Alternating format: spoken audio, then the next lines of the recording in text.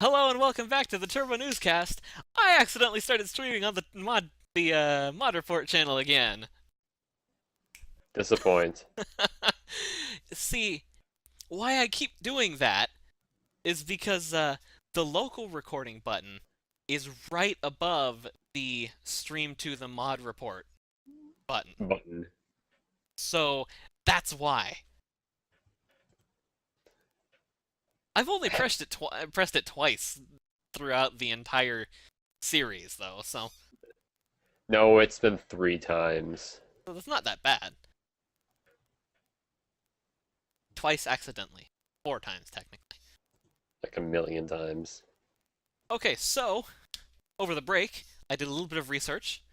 Two things. One, Mintai, their audio challenge thing. And yes, they do have an audio option. It just tells you, hey, slide the slider slowly to the left, or slide it to the right, or it's in the right spot. Good job. It's kind of nifty. It just yells at you until you get it right. But more interesting, that is a Dell smartphone. I didn't know they existed. And now you do. And now you do. We're learning all of the amazing things today. Well, Dell. We're learning all of the Dell things today. Like, it was actually on the smartphone market.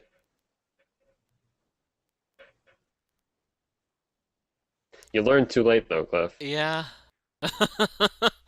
Yeah, now I can't go out and buy it. Because I totally wouldn't have anyways. No. No. Alright, shall we get started with the actual news again? Nah. Okay. Alrighty. Well, we're gonna start out with some I pretty cool told you, science you news. better be better at biology than I am. Oh, surely you jest. I have no uh, idea what this first story is about at all, so. scientists have built a biological pacemaker by injecting a modified virus into the heart. That's neat. Um, I assume this is a different virus from the one you were talking about in the previous section. I would hope so, although wouldn't it be kind of cool? Well, for which one? Which virus? Which type of virus you talking here? Yes. Yes, okay. Yeah, I do kind of agree with you there, Yusuke. It is kind of a little bit too vague. Um, a recent breakthrough at the Cedars-Sinai Heart Institute now shows it may be possible to convert ordinary heart cells into genuine pacemaker cells. And it can be done with a known gene and a modified virus. There Well, are the fewer reason than... they do that, Hmm? Yusuke, is because people don't understand any other term besides scientist. You say biologist and people just freak out. Like, what's going on? What the heck is biology? You say scientist and people are like, smart people who know what they're Yeah, talking the guys in the white lab coats, generally about. carrying Gotcha. around clipboards and wearing glasses. Generally dying in Resident Evil. Gotcha. uh, At least that's me. I don't know about anyone else. uh, Yeah, crack that neck. yeah, he's a little bit choppy, but hey, it happens. It's Nothing because we can really do about it. So, it's 1 a.m. That's why. I'll just stop so moving. yes, there's the researchers. Uh, I only have two names. That's annoying. Researchers Nidhi Kapoor, Hisholku, or Sho, sorry. I thought that was an O. That's an H. Wow. And Wow. their colleagues injected a genetically modified virus carrying the crucial TBX18 gene into guinea pigs, causing ordinary heart cells to transform into sinoatrial nodes, um, sinoatrial node cells. Once infected, the heart cells became smaller, thin, and tapered, and acquired the exact characteristics of the pacemaker cells.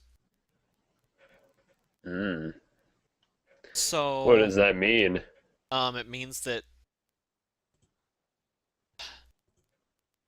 it means that since over time, since you have only 10,000 of these sinoatrial node cells in your heart, and since they're biological,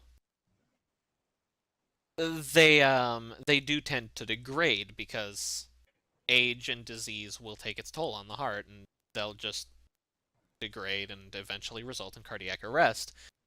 But using this would kind of just be essentially the same as a pacemaker, except minus the surgery. Hopefully, at least. It would just be a Oh, quick shot, and then boom, you've got a pacemaker instead and then of. boom, zombie. Yes, boom zombie. Wouldn't that be a more interesting story? Yeah, scientists accidentally create zombies. Shit. uh, World in chaos. well, Apple has now patented zombies. these first couple, well, these first four, well, no, this entire section, I am extremely lacking in segues. And you'll see what I mean right now. We're going from pacemakers, biological pacemakers, not computer pacemakers, so I can't even use that, to computers. I do. Quite the leap. I am bad at my job.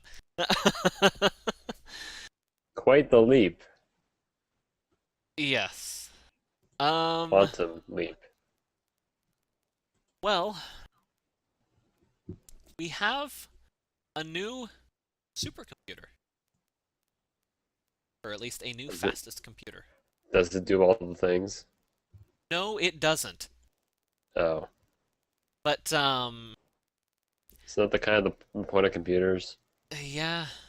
Um, Top 500, a collaboration between German and American computer scientists, keeps tabs on which of the world's supercomputers is the fastest. On November 12th, they released their latest list and unveiled a new champion. The computer is called Titan, and it resides at Oak Ridge National Laboratory in Tennessee.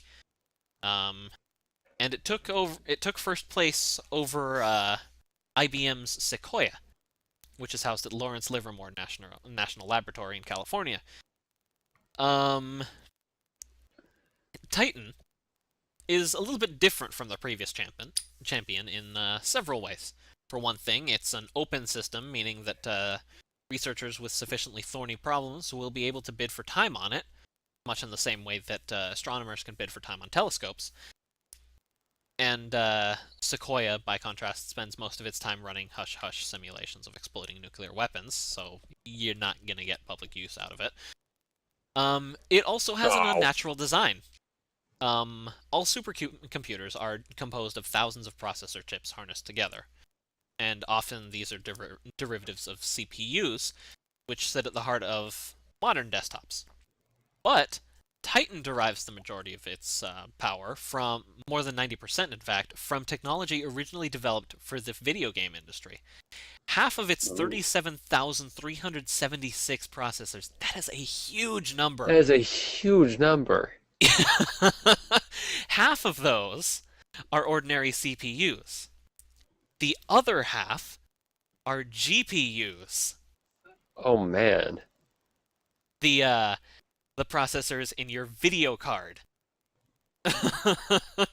They're specialized devices designed to cope with modern video games, which are some of the most demanding applications any home machine is ever likely to run. And in fact, a previous top 500 champion, China's Tianhe 1, was built in pretty much the same way, as are about 60 other machines in the top 500 list. And just because I'm curious, 37, 37, 6, oops, many numbers, divided by 2, that We're is out of numbers. 18,688 processors are CPUs. The other 18,000 are GPUs. That is a lot. Yeah. A shitload.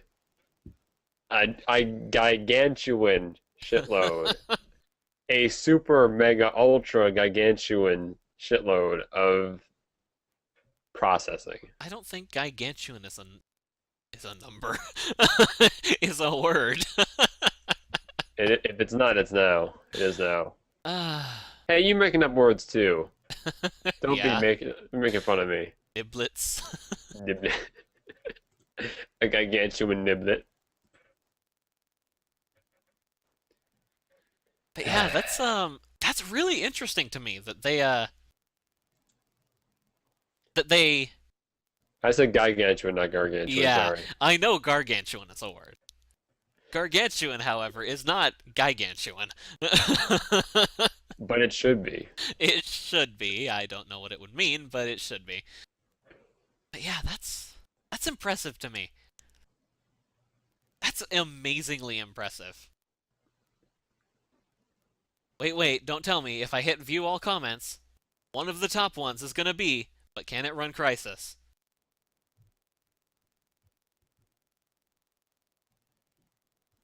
Just scrolling. I haven't seen any.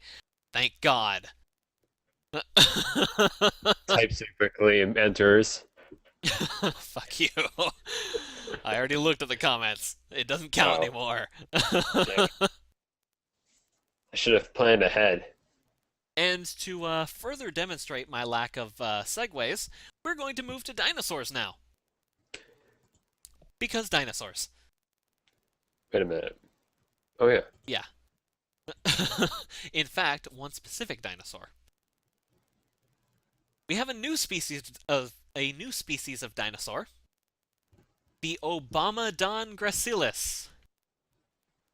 Yes, in fact, it was named after President Obama.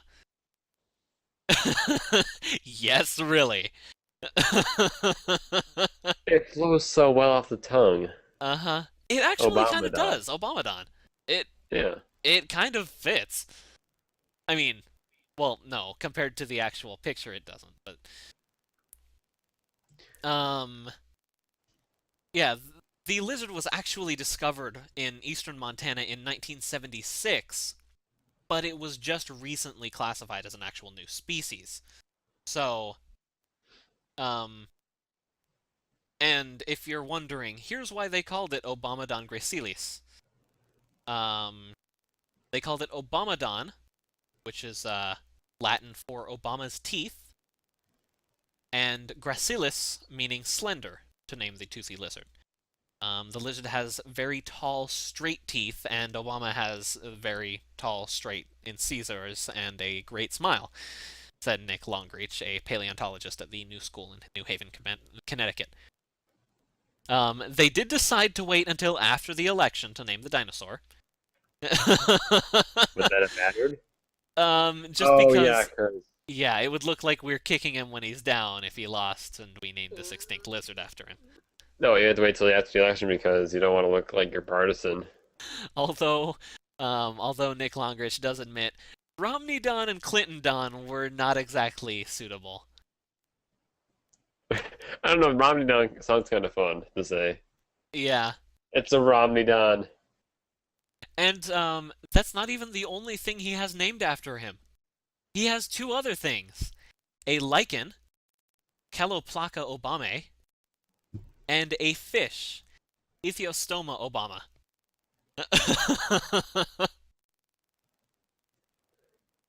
That's more things than me. Yeah.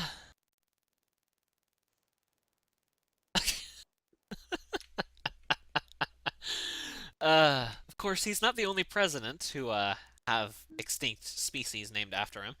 The Megalonyx jeffersonii was named after President Thomas Jefferson, and he's not even the only celebrity that have extinct things named after him. Bob Marley the crustacean and Beyonce the horsefly. A horsefly. That's amazing. Oh, I love that. that's like the best one. Screw the rest Uh-huh. of the story.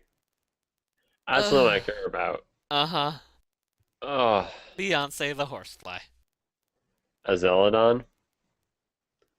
Alright, we're gonna go from ancient history to space now for the other half of our section, or for the other half of part 3 of section Well, 1. space existed in ancient history. Space has always existed. Yeah. Well, Haven't we except when figured it this one out hasn't. like a million times? Come on now. What? This is like the ninth time we've had this story. Not really. Just somewhat. Somewhat like this. And Keeps honestly, I have happening. no problem with finding more Earths.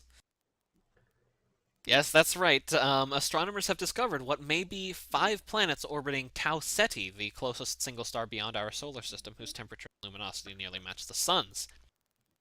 And It's Earth too. if those planets are in fact there, one of them seems to be about the right distance from the star to sport mild temperatures, oceans of liquid water, and possibly even life. It's only about 12 light years from Earth, which is about 3 times as far as Alpha Centauri. But still, that's only 12 years traveling at the speed of light. Of course, That's a lot longer than I have, Cliff. yeah, we don't travel at the speed of light. If we did, we would be there by now.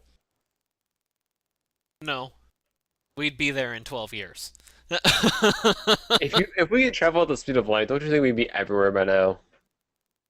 We'd be traveling constantly. Come on now. Well, yeah, we probably would. Yes, the 3 innermost planets, designated B, C, and D, are probably a little bit too hot to support life, being a little bit too close to the star. In fact, they're close enough that planet Tau Ceti B only requires 14 days to complete an orbit. C only 35, and D 94. The farthest of the 3 is about as close as Mercury is to the sun. The 4th Really planet, close. though, planet E, is the possibly life-bearing world, even though it's about 4 times as massive as Earth. If you lived there, you'd see the sun, but your year would be about half as long as ours, a little bit under half as long as ours, lasting roughly 168 days. Because Tau Ceti E lies somewhat closer to its star than Venus does to the sun, and so it revolves faster than Earth. And in case you're wondering, Tau Ceti F, the farthest out, completes an orbit every 640 days, and it's slightly closer to the star than Mars is to our sun. Hmm. Of course, it might not be there anymore. It probably 12, is. 12 years. It's yeah, but In 12 years, the planet could be gone. it's only 12 years though. So Hey, we're just seeing life from 2000, okay? You have no idea if it's even there anymore. No idea. Could be gone. yeah, I'm gonna go with Krya on this one. It's only 12 years off. It's still there. No, someone used their light speed thingamabobber to go there and it blew the planet away. Oh You don't believe me? no. I know things. I have friends in far places. Of course, you know that that warp speed thing, getting everyone Yep. all pumped up to do space travel. Does kind of have doctors worried. What effects does space travel have on us? It just makes you implode. That's all. No problems.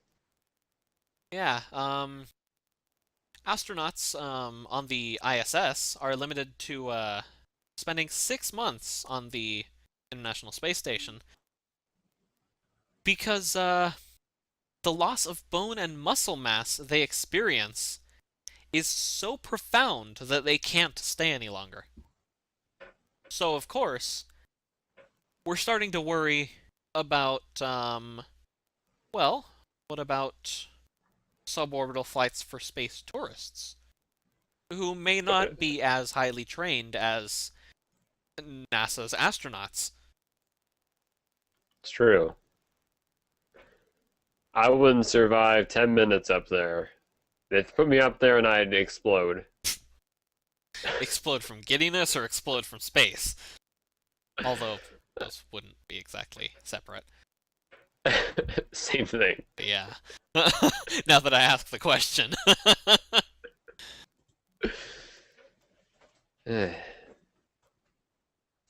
Yeah, Oh, let's just create some artificial gravity. It'll be fine.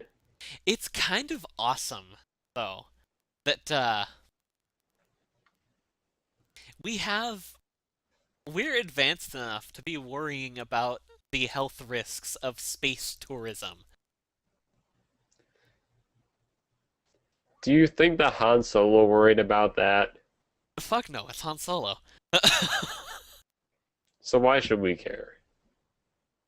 Is your name Han? It was until I changed it to Zilla. uh, What? Not gonna lie, I think the Turbo Newscast with Cliff and Han would be kind of cooler than Cliff and Zella. Sorry. Not gonna lie. Let me just switch it real quick. Oh, well, that's not the only medical news we have space-wise. Um, some scientists have determined that yeah, we're gonna need medicals. We're gonna need medicals for everyone, every tourist who decides to go out to space. Since private companies like Virgin Galactic are racing so much to send people into space, um, we're gonna start needing medicals. So Who takes these pictures? I don't know, but those are some of the coolest pictures ever. Yeah. Look at that. That's just a beautiful picture. They just like let some guy skydive and they takes pictures as he goes. Yeah, you know what? It was the guy from the subsonic bit. Or Yeah, that's it. the sub-stratospheric, whatever the fuck it was. I can't remember what it was called. That was their plan. Um, yeah, the FAA actually recommends requiring informed medical consent. Mm-hmm. But yeah, we are still a little bit undecided on what to do with space travelers. Since professional astronauts have been disqualified for vision conditions, ophthalmological conditions, cardiovascular conditions, chronic sinusitis, migraines, kidney stones, asthma. You know, the typical shit. You have pimples, you can't go. But yeah, You have a stomach ache? Well, that's too bad. I guess you're not going to space now. Screw you. yeah. So pretty much no one can go into space. uh, So at the same time, we've enhanced our space, and yet we've made it almost impossible for anyone to do space. yep, Okay. All right, I'm good. I can't go. I have vision impairment. same. You guys just don't see it because I don't wear my glasses on stream because I don't like the reflection. I don't care. Screw you people. Exactly. Well, one more story for us tonight. A You did fifth, everything out of order here. only two of them. A fifth giant planet may have dwelled in our solar system. Are we gonna name it Obama Planet thing? Yeah, just giant Obama orbiting around. Um, but no, computer models showing how our solar system formed suggest the planets once gravitationally slung one another across space, only settling into their current orbits over the course of billions of years. And during more than 6,000 simulations of this planetary scattering, planetary scientist David Nizvorny at the Southwest Research Institute in Boulder, Colorado, found that a solar system that began with 4 giant planets only had a 2.5% chance of leading to the orbits presently seen now. These systems would be too violent in their youth to end up resembling ours, most likely resulting in systems that have less than 4 giants over time. But it's 10 times more likely that a solar system beginning with 5 giants, including a now lost world comparable in mass to Uranus and Neptune, would Would cut the possibly result cost. in what we have. Would fit the bag. Yeah. I'm And in case you're curious what happened to it, when the solar system was about 600 million years old, it underwent a major period of instability that scattered the giant planets and smaller worlds. Eventually, gravitational encounters with Jupiter would have flung the mystery world to interstellar space about 4 billion years ago. So we just threw it away, basically. Yeah, we just pretty much puked it out of the solar system. I like that image. Uh-huh. Planet. Do you Uh, think it was lonely? Do you think planets can get lonely? well, it was possibly an ice giant rich in icy matter like Uranus and Neptune, so probably not. It was lonely. It needs a hug. Okay, it was I lonely, it say needs a we hug. go give it a hug. I say you're insane. Oh, That wouldn't be the first time, yeah, I know, I say and that a won't be lot the on this last. show. Won't be the last. Alrighty. We'll be back in a little bit, taking a bit longer of a break between sections 1 and 2. Stay with us! I say you're both idiots. I agree with Sam.